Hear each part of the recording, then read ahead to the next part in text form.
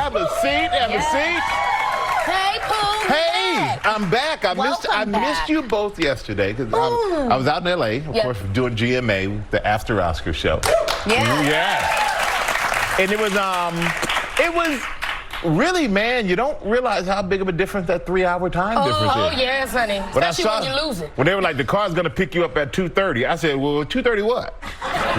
Woof. But it was great. The show was great yesterday. The Oscars were fantastic. Had a great time at the Oscars. So, got a chance to walk the red carpet. Okay. We saw you. Yeah, because our correspondent was there, Alexandria, and she crushed it. And you were wearing a straight hand collection. I was wearing the straight hand collection, you know, my tuxedo. But it was crazy because Robin Roberts was my date. She looked gorgeous too. Yes. And we had no idea what each other was wearing. I didn't know the night before. So we get there. I like that serendipitous. That's very prom-y of you to matchy-matchy. No, but we had No, I know there was no plan, but it was very prom-y. Well, it felt like I had one. But I had a highlight being there because we talked yesterday about watching and everything. Well, I always love seeing Lin-Manuel Miranda. So I ran into Lin-Manuel. And I'm like, oh, I'm old. Like, it's amazing how quickly time flies. When you judge by a kid growing up, you always feel old. Movies got Hamilton, the movie next year. That man is busy as all. Of my whole entire trip to the Oscars there is one. I've been in the business long enough now to pretty much feel like you've met everybody, you've interviewed everybody. You don't really get starstruck like that. There are certain people like, whoa, this is cool, but doesn't it overwhelm you? Sure. The one person who I've always wanted to meet, who I literally felt like a child, Oscar, was Brad Pitt. He gets that all the time. But he wanted the Oscar. That was literally right after the interview with me. And I said, absolutely not.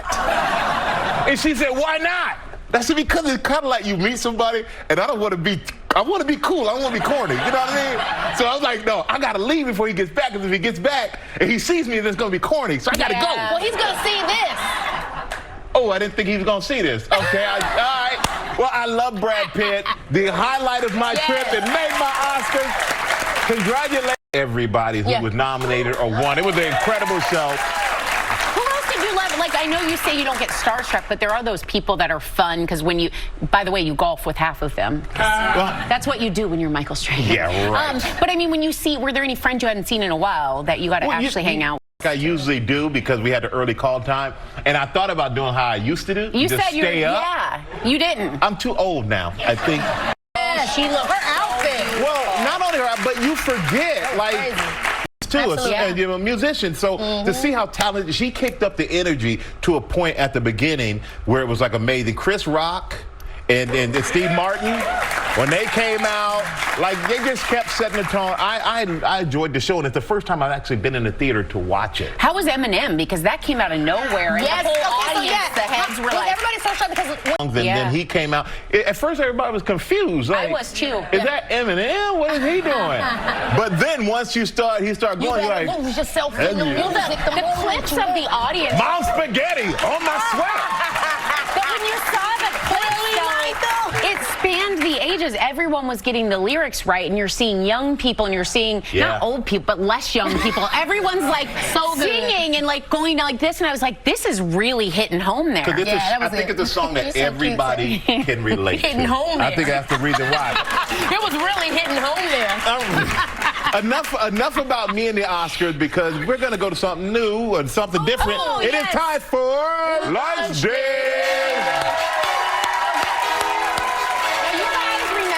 Admission scandal involving Felicity Huffman and Lori Loughlin, the athletic resume that was submitted for one of Lori Loughlin's daughters. Now, it's unclear who wrote the resume. The daughters have not been charged, and her parents have entered not guilty pleas, but it kind of raises the question, have you ever lied to get a job? I don't lie with jobs because I want you to know exactly what I'm capable of and what I'm not capable of. Seriously. I don't want to put don't think I can do something that I can't, because I will just be shook. So there was a big movie directed by the biggest director in Hollywood. They said, Keke, we want you for this role, girl. Can you ride a horse? I have always been able to learn anything. Give me a few weeks. Oh, so you're not going to say no. You're just going to say, I learned. Look, man, I know what a horse is, and I know how to hop up. You let me know, and I'll figure it out. See, she's fine. Have you Go ever? with Keke. Have you ever? It's kind of hard to pad, I guess.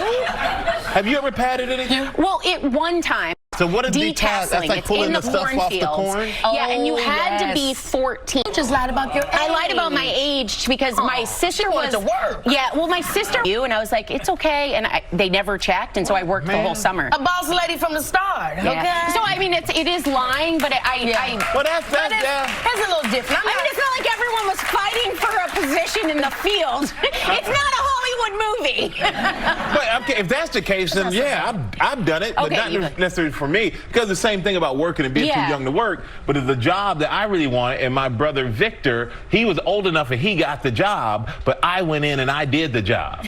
Oh. And then I would get paid, and now that I think about it, he made me pay him for having his job. Well, I understand the business on your brother's end. And What kind of business is that? I did his paper route. I did that job. Well, he could have gotten into a lot of trouble. Yeah, It was identity theft. No, he should have gotten in trouble for having a minor out there working when I should have been working. He did nothing and he made commission. He was making commission Good doing job, nothing. Victor. Yeah. That's a smart. I mean, Okay, so I got something for you guys. What you got? Since you cut us off, what you got? I know, but I had to get to it because we were going to run out of time. What we got? Okay. According to a study reported by the Huffington Post, more than half of married are married. Okay, and with so much debt out there, this really could shake up a marriage. So, I mean, of course, the question is, when do you think you should ask your partner about their debt? over your first glass of wine.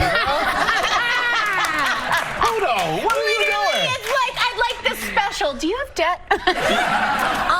Are we sticking So what around is for it? dessert? So here's your conversation. So, Do you pay your how much money do you owe? Yeah. I mean, how do you ask somebody that so early in a Honestly- relationship? You got to make sure relationship is deeper than that. Yes. First of all, and Well, I before gotta you know get if I'm going married, deeper than that, because if you are carrying a total on your credit card where you Well, pay 17%, but Sarah, how about- Mama can't get on board with that. But how about this? I heard that. But how about this? I'm over here just trying to give you some shrimp and lobster, and you over here.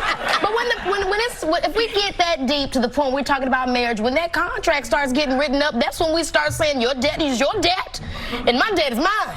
Yeah. But the problem is, though, when you're married to somebody and they're going through some financial hard times, how can you not help? So I about think the the thing is, this is about, to me, no, it's not. Prenup. To me, you need to have a conversation about debt, because when you're with somebody, in some ways you take on that debt too. I'm just sorry to No, say, you it's don't. kind of like that. If you don't have the conversation ahead of time, because one thing, that's why maybe you should reconsider your first date lingo. But see, this is the thing. Are you choosing money over love? No, but no, I don't wanna pay. wait. But I don't want to pay your debt. Finances are the number No. 2 cause Yes, of divorce. they are. So finances better come up, because life's going to Yes. whoop you in the butt, and that is going to be a problem. No, seriously. So on that note, because Take I'm us going to out. close this right on out, stick around, because we have a lot Don't more get to so talk fired about. up.